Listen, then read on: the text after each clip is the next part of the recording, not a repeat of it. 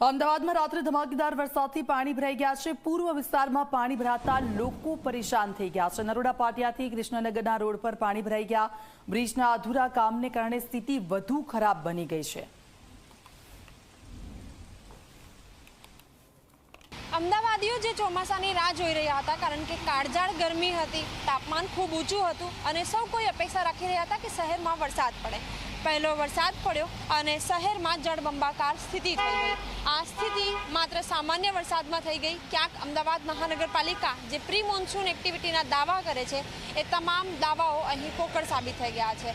નરોડા કૃષ્ણનગર તરફ જતો આ રોડ અને ત્યાં જ આ પ્રકારની સ્થિતિ જોવા મળી રહી છે કે જ્યાં જે વાહન ચાલકો છે એ લોકોને ક્યાંક મુશ્કેલી પડી રહી છે અને વિશેષ જે લોકો કે જેઓ અહીંથી પસાર પણ થઈ રહ્યા છે એમની સાથે વાતચીત કરીશું। એમને પૂછીશું, ઘણા એવા લોકો પણ છે કે જેમના વાહનો ખોટવાઈ ગયા છે, તો જે રાહદારીઓ છે એમની સાથે વાતચીત કરીશું। એમને પૂછીશું કે કયા પ્રકારની સ્થિતિમાંથી તેમને પસાર થવું પડી રહ્યું છે।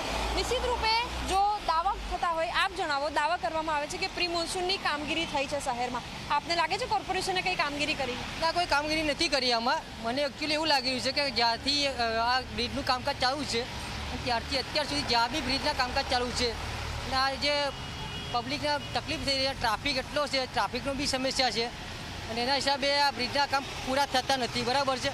અને ગટરાનો બી હજી બંધ થઈ ગઈ છે, કારણ કે આના હિસાબે લાઇટો બી બંધ થઈ ગઈ છે। આ પબ્લિક જાય તો ક્યાં જાય? બિલકુલ, વહેલી સવારનો સમય છે, લોકો પોતાના ઓફિસે જતા હોય, કામ માટે જતા હોય, ત્યારે આ પ્રકારની સ્થિતિ જોવા મળી રહી છે। એક તરફ જે બ્રિજ છે એનું કામ પૂર્ણ નથી થયું, જેના કારણે રોડ ઉપર જે પાણી છે એનો નિકાલ નથી થતો અને ક્યાંક જે મુશ્કેલી છે, સ્માર્ટ સિટીના જે દાવા કરવામાં આવે છે એ દાવાઓ ક્યાંક અહીં પોકળ સાબિત થતા હોય તે પ્રકારની સ્થિતિ અને લોકો પણ જે નાગરિકો છે તેઓ હાલાકી ભોગવવા માટે અત્યારે મજબૂર છે। કેમેરામેન મુકેશ ચૌહાણ સાથે સપના શર્મા, ઝી 24 કલાક, અમદાવાદ।